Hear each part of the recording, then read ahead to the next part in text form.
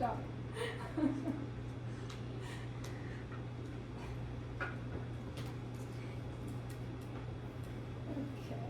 Okay.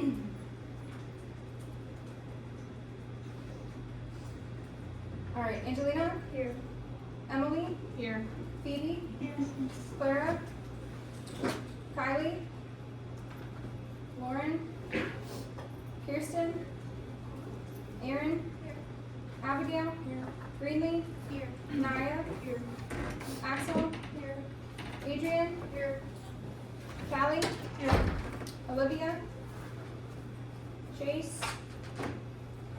Claire? Jack? Here. Isabella? Here. Krishana? Anya? Here.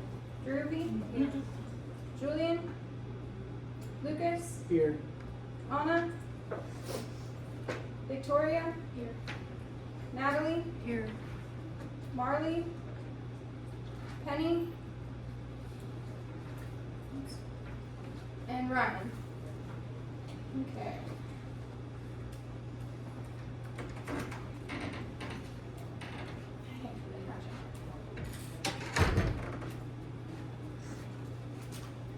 Okay.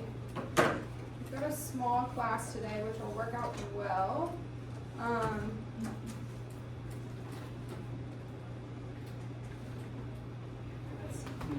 Psychology would approve of you.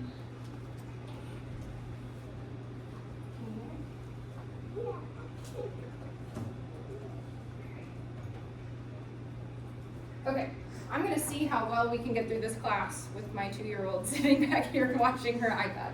I'm not sure how this will go. Her daycare was closed today, so she came to work with me today. Let's see.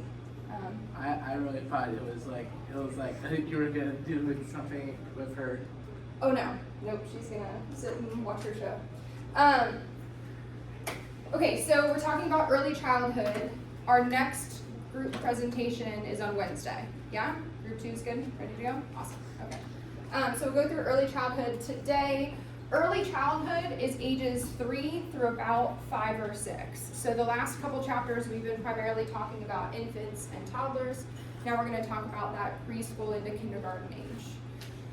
It's a very unique age because their cognitive skills are improving a little bit. They're growing. They're still not very coordinated, right? They're still learning language, but they're getting more independent and they're learning to navigate their environment a little bit better. If y'all remember Erikson's stages, right? Erikson is the one who has all the different trust versus mistrust, autonomy versus shame and doubt. Erikson's classification of this stage, this 3 to 6 year old stage, is initiative versus guilt. So initiative is a little bit different than autonomy. Autonomy is just being able to do things on your own.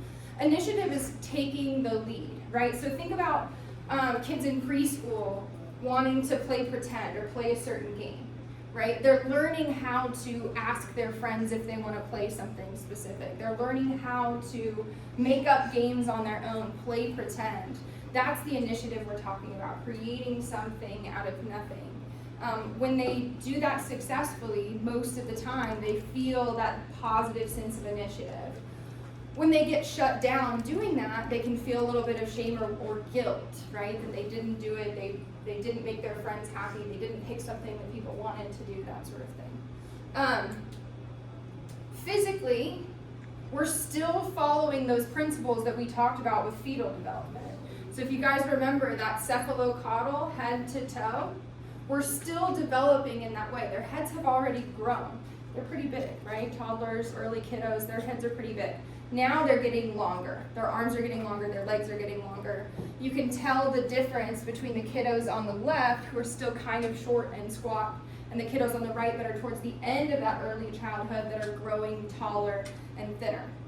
They're also still going through that mass to specific, but now we're talking about motor skills, right? Their abilities to do things.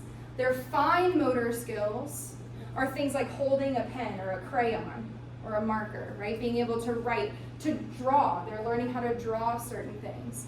Fine motor skills typically develop a little bit later. Gross motor skills, they're getting more coordinated with as well. So gross motor skills are things like being able to jump and run and climb and go up the stairs and down the stairs, right? So they're still developing those. There's actually some gender differences that we find with fine motor skills and gross motor skills, although they're pretty negligible. If you had to guess, are young boys or young girls better at fine motor skills?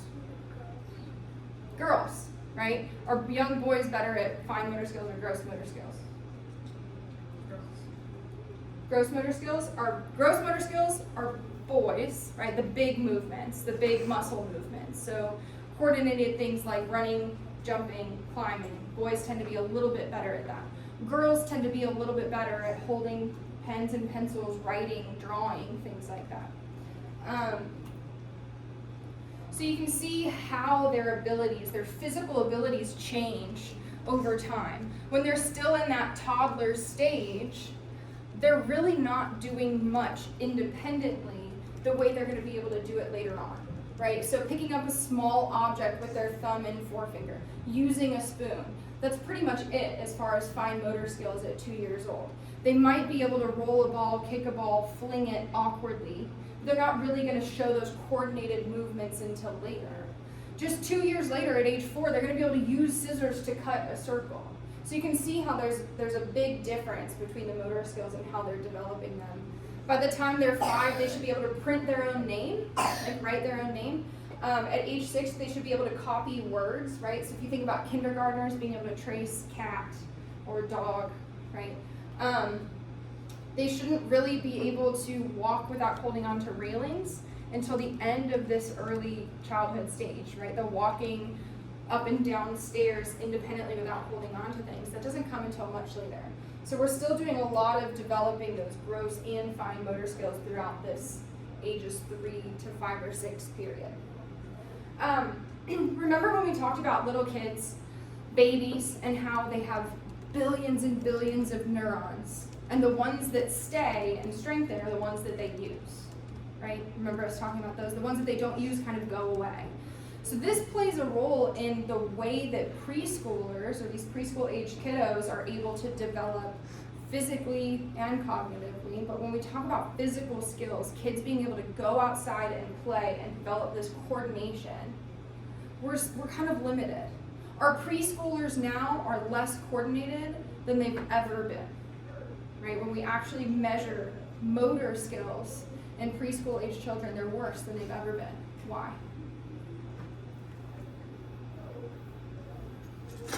Yeah. The iPads. iPads, yeah. Not to point myself out here, but yeah, iPads, right? I swear we were just running outside. When there's so much internet, there's so many screens to watch, there's so many things, she's just sitting there. If I let her do this all day and not for a special occasion, she wouldn't be very coordinated at all, right? She wouldn't have just been walking up and down the stairs in Memorial with me. It'd be harder for her to do that because she's not having the opportunities to do that.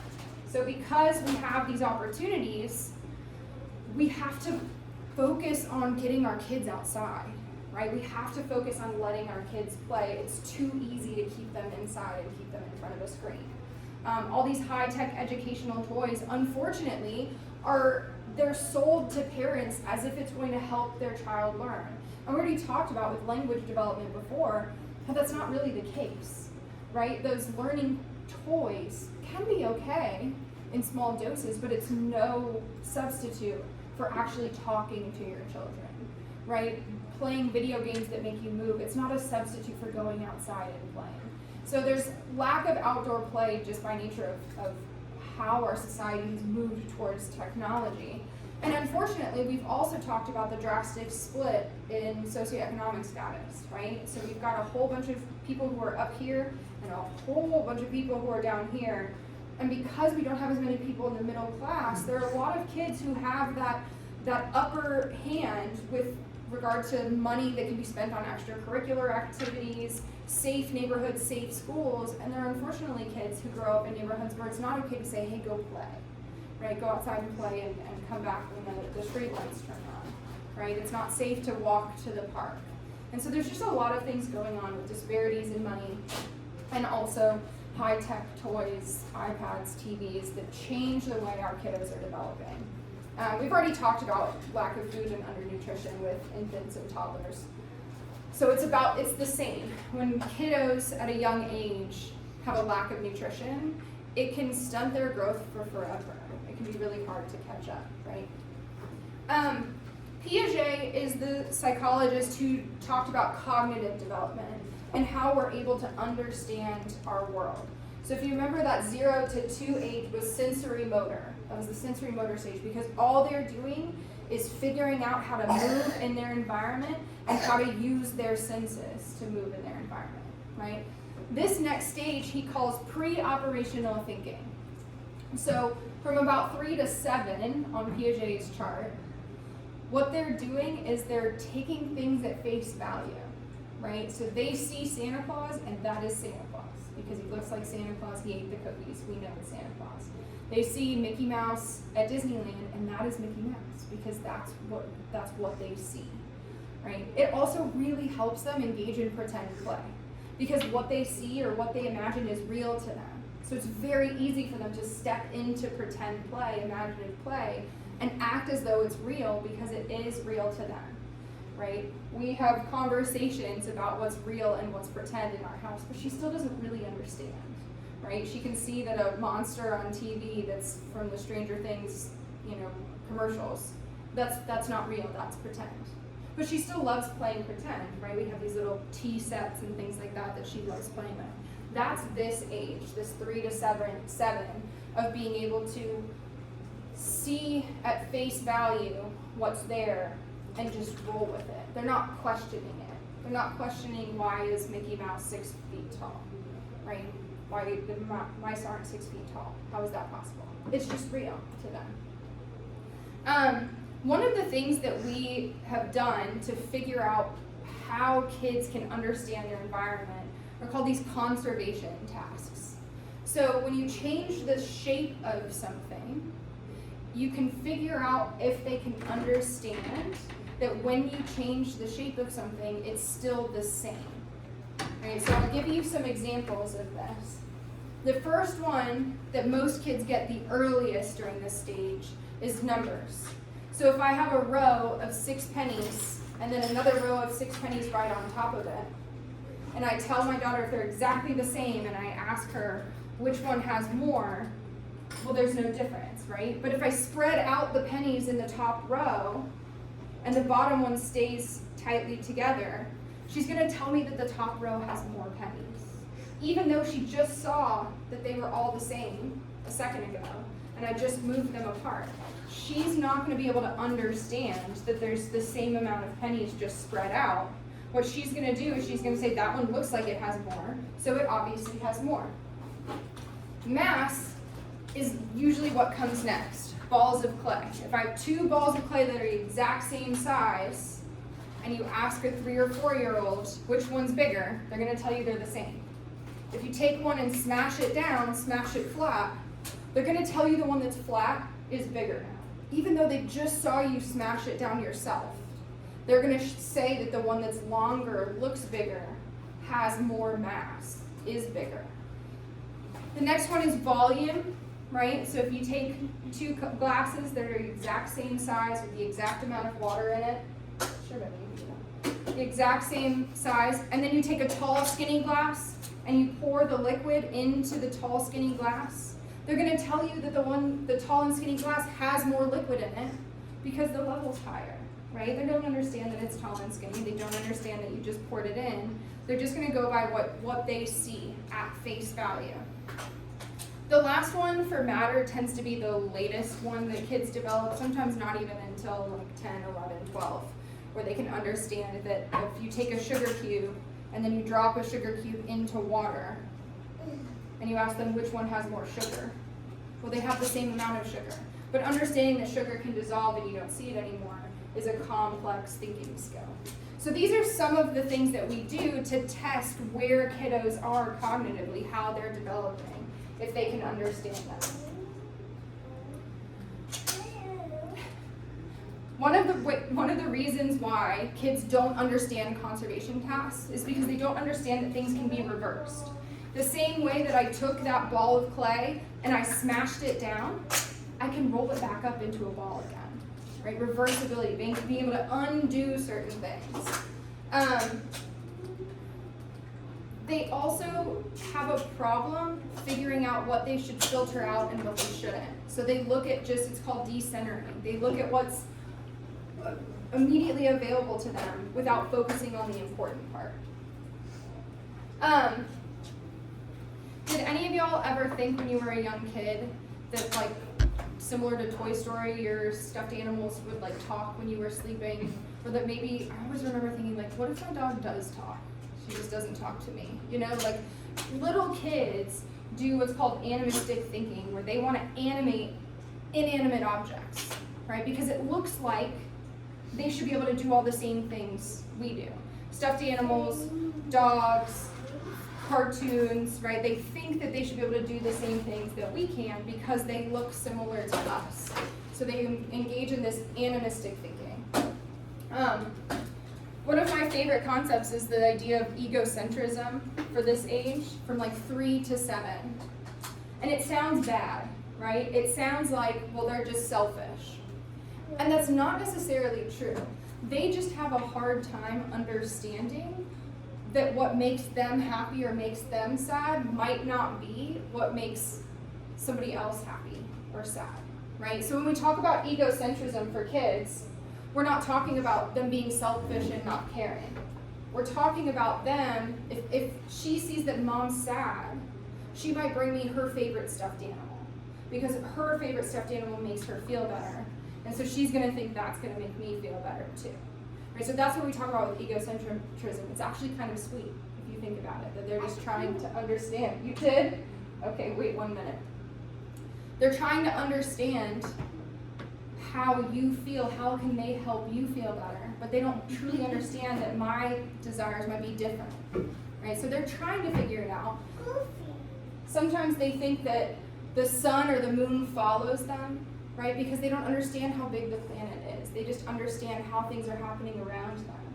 So that egocentrism piece, cognitively, they're trying to understand, they're trying to think about how others feel, but they can really only think about what's going on in their own head. When we transition away from this pre-operational stage, it's not immediate, right? We learn our conservation tasks sort of staggered. We'll learn one, and then we'll learn one in another year and another year. We start to think more concretely, or more critically. We start to think more critically about 7 or 8 years old, right? So if you think to 7 or 8 year olds that you might know or have been interacting with, that's when they start questioning. They still want to believe in Santa, but that's when they start questioning. Cody, they have to read the screen. That's when they start questioning, well, how does Santa make it to all those houses in one night? That would take a lot of time. Or if the elves are making these toys, why do they say made in China? That was my favorite from my stepson when he was about 8 or 9. They start to question it, right? So they're gradually coming away from it. They tend to get that liquid, the sugar into the water. They tend to start to understand that, like I said, later, 10, 11, 12 years old. Piaget did a great job understanding, in general, what kids are able to do and what they're not.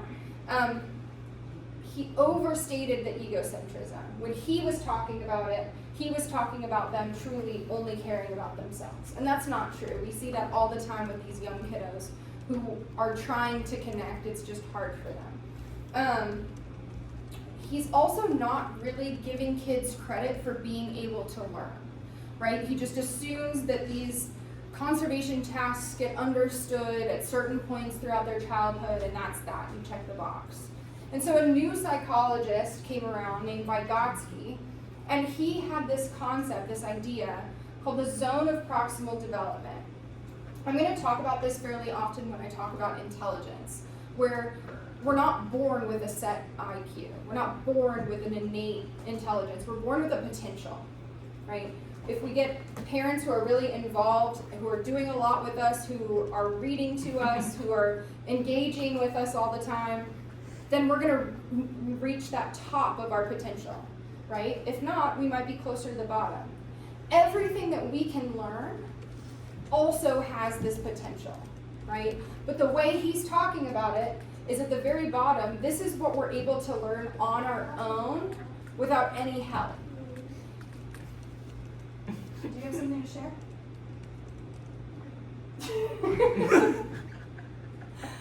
Up here is what, I got you, girl. Give me 1 minute. Up here is what we can do when we have help, when we have guided help, right? So if kiddos get no help, they're gonna be down here. But what do we have the ability to learn with adult interaction?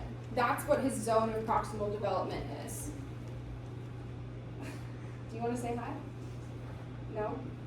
Being shy? Okay, sit down for 1 minute and then we'll take a break, okay? Sit down for 1 minute. Okay, stand there. And the way that we teach kids the best we possibly can is called scaffolding.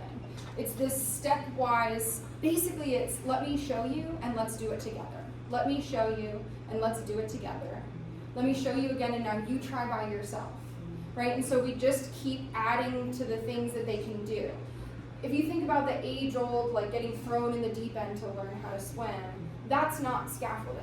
The thing that we do with kids to help them learn to swim is we help them learn to float, and we help them learn to blow bubbles in the water, and we show them how to move their arms and legs. And so we're step by step showing them how to do it, and that's what scaffolding is, right? Kids on their own aren't gonna learn how to swim, but with our help they can. And so this applies to just about everything, is that education is the most important thing when adults get involved. Right, when we're able to show them and help them add on steps to reach their maximum potential. That maximum potential is not limitless, right? We all have our limits. Kids, adults, everybody has their limit of what they can understand. That's actually why I became a psychologist, because I didn't want to take calculus again. So I maxed out. All right, we all have our strengths. It's really important to know that. But all of our kids also have limits, upper limits to what they can understand. One of the really cool things that's happening in this 3 to 6 age group is that they're learning who they are and they're learning to remember their own stories and put together the story of who they are, experiences that they've had. When they're young, when they're toddlers, they're not really coming up with memories on their own. Right? A lot of it is a parent saying, hey, do you remember when we did this? Wasn't that so fun when this happened? And so you're helping them learn that by bringing up memories, they're piecing together the story of who they are. Now, as they get older, when they're 3, 4, 5, 6, 7, now it's more bi-directional, right? Because they're going to bring up things that they're excited about, that they remember. They're going to talk about who they are. We're also going to tell them, we're going to remind them of things. We're going to talk about who they are. We're going to tell them their strengths and weaknesses. We're going to talk about things that they did really well or things when they tried and that was really cool. Right? So we're going to do things back and forth. By the time they get to be adolescents, I mean, you guys know, you have a whole plethora of memories in your own head. You don't need help remembering them. You have an idea of who you are, what you've gone through. If I asked all of you right now, tell me in 5 minutes the story of your life, right? You'd probably have things that, where you went to school, where you grew up, who was in your family, who were your best friends, big things that happened to you, right? That could all come pretty easily. But it starts when they're this age, right? It starts from helping them put that story together. Can you help? You got it? That's not it. Here.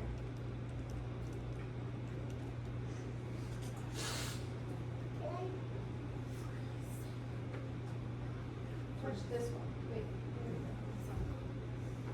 First this one.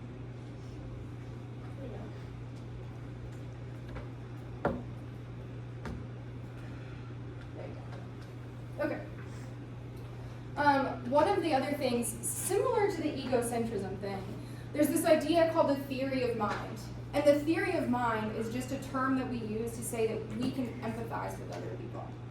We can sympathize with other people. We can put ourselves in somebody else's head and at least imagine what they might be thinking or feeling, right? And we have to develop this through time. When we do tests with kids, young kids in this early childhood stage that are theory of mind based, it's interesting to see when that switches, right? When are they able to understand that mom or dad or caregiver, they might be happy from something else, right? They might like something else other than what I do. Or they saw something different than I did. So here you have this theory of mind test.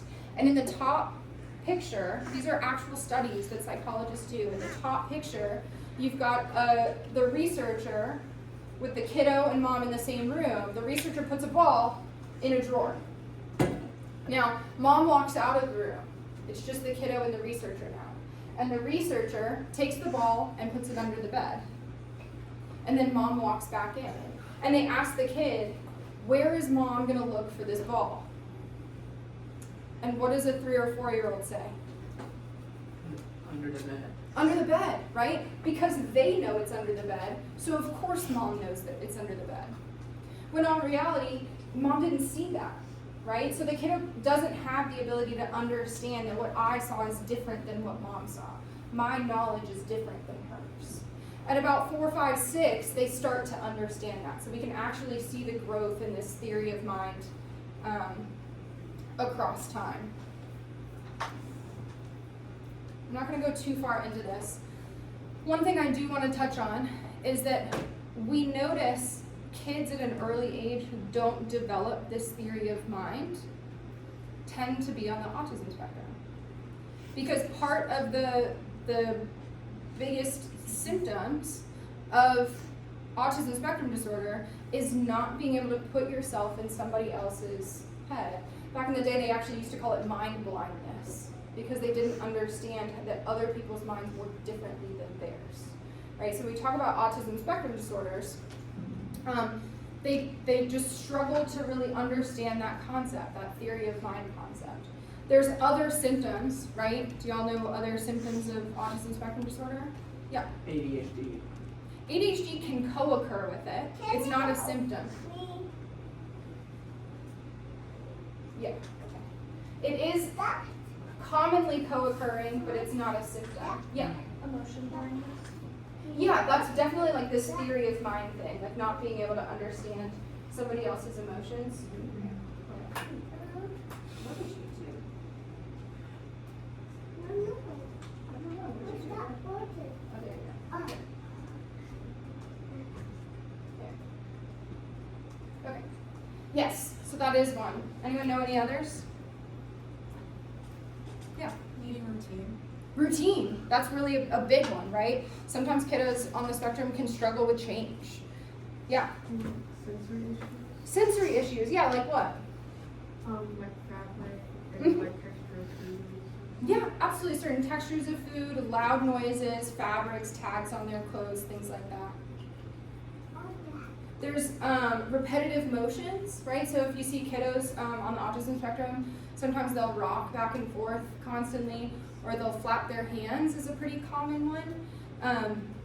Repetitive motions that help them kind of calm down that sensory overload are really common. What's the earliest that we can diagnose autism spectrum disorder? 6? Any other guesses?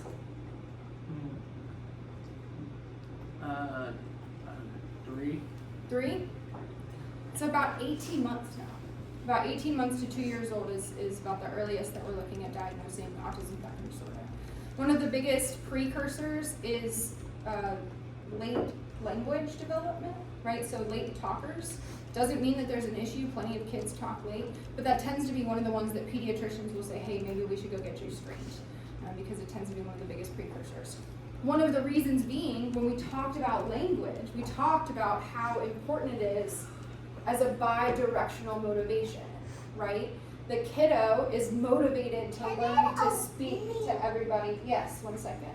Motivated to learn to speak to everybody, and parents want them to speak too. When you're not so worried about what somebody else wants or thinks, because it's just hard to understand, it's like a language they don't speak, then they don't have the motivation to learn quite the same. So we tend to see language delay.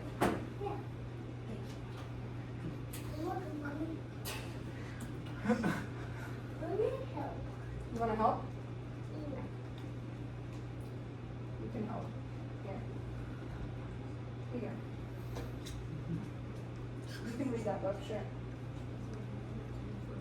Can I touch that?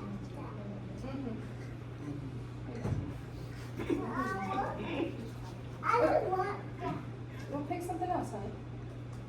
I don't want. Okay. Now, one of the things we've noticed lately, A, you've probably heard a lot more about autism spectrum disorder than ever before. And B, the rates of diagnoses are increasing. Why is that?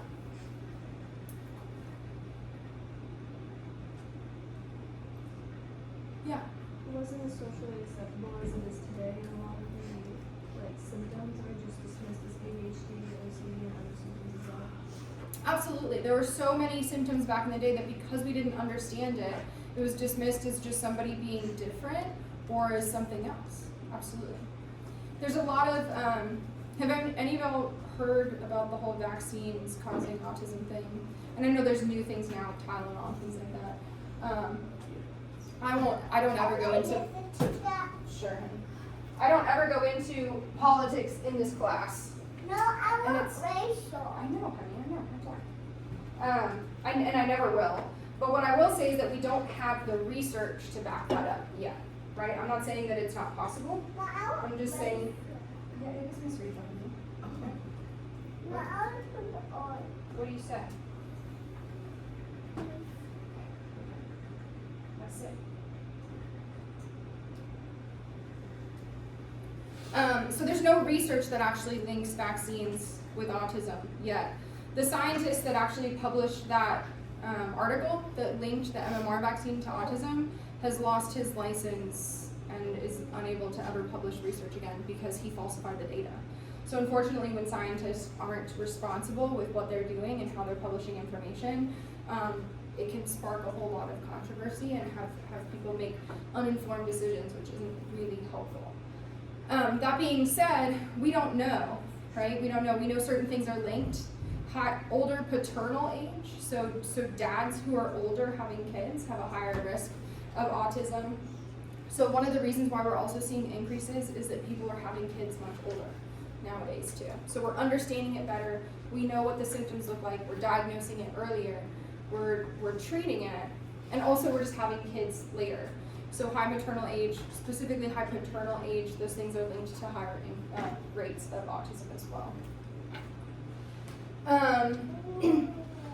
So autism spectrum disorder is not something that we cure, right? It's something that we treat, and it's something where, think about learning a new language, right? That's what we can help these kiddos do, because we're helping them learn the language of social emotional connection. And so when they can start to learn to understand and read other people's emotions, they can read situations and understand, oh, this might make this person upset, right? Unfortunately, there are some, there's a range of levels, right? There's level 1, 2, and 3 for diagnosing. And depending on what level they are, higher level one kiddos can grow up, live independently. They tend to get things like occupational therapy, speech therapy, that sort of stuff. But they can go to schools, they can live on their own. Level 3s tend to be lower functioning, nonverbal. So there's just a wide range. That's why we call it a spectrum diagnosis, because there's a wide range of presentations. But there are a lot of different interventions that we have. Yeah. What level does it go to? It's just 1, 2, and 3. Oh. And it's based on the different levels are based on how much intervention is needed. So level 1 would be a kiddo who probably might need some special help at school with like what's called an IEP, an individualized education plan, but can go to streamlined classes, maybe has some extra therapies, things like that, but doesn't need a high level of intervention. Level 2 is moderate, and level 3 is high need, right? So this is somebody that probably won't ever live independently because of the amount of help that they need. So yeah, 3 different levels for that. We're going to talk a little bit about social development. So when we think about kids this age, they are playing constantly, right? Being able to exercise and play is one of the most important ways that they interact with each other. Oh, no. They're playing pretend. Oh no. Mom. Okay, I got you. It's mad. rough and tumble play.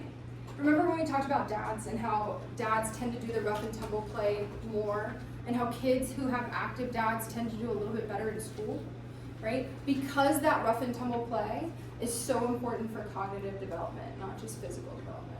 So kids, young girls and boys, they like to interact, do rough and tumble play, but at about this age, this preschool age, going into kindergarten, they're gonna start playing more separately. They're gonna play at doing things that are more exciting to them. So boys might still lean into this rough and tumble play a little more. Girls tend to lean a little bit more into the pretend play, the let's play house, things like that, right? And again, I'm going based off of research. I'm not trying to lump everybody into these groups. Just stereotypically based on research, biological men and women when they're really young like to play this way, right? Boys play pretend too. They just play soldiers or cops or sometimes they'll play dad if they want to play house with the girls, right? So they'll take on roles to play pretend, but most of the time they're out playing sports, they're out running, they're tackling each other, they're wrestling, they're roughhousing. Pretend play in girls starts a little bit earlier. One of the most important parts of this pretend play is that they're learning to play adult, right? That's what they're trying to do. They're trying to play adult, whether they're serving you tea at a tea party or playing house or playing soldier. They're trying to act out what it's like to be an adult, so they get to practice these roles really early on. I already talked about that. So when kiddos are toddlers, they're friends with everybody, right? There's not a lot of gender segregated play. As they get older, the reason they start to segregate with this play is because of what they're interested in playing, right? So on average, certain kids will just gravitate towards the kids that want to play the same things that they do. So in preschool, they're still kind of friends with everybody, but are starting to maybe have a closer friend that's of the same biological gender. And so as we get older and older, they lean more into the friends or the groups that really just want to play the same things that they do. This, of course, isn't applicable to everyone. This is just what we find in groups. Social psychologists can focus on kiddos and what they do and how they play.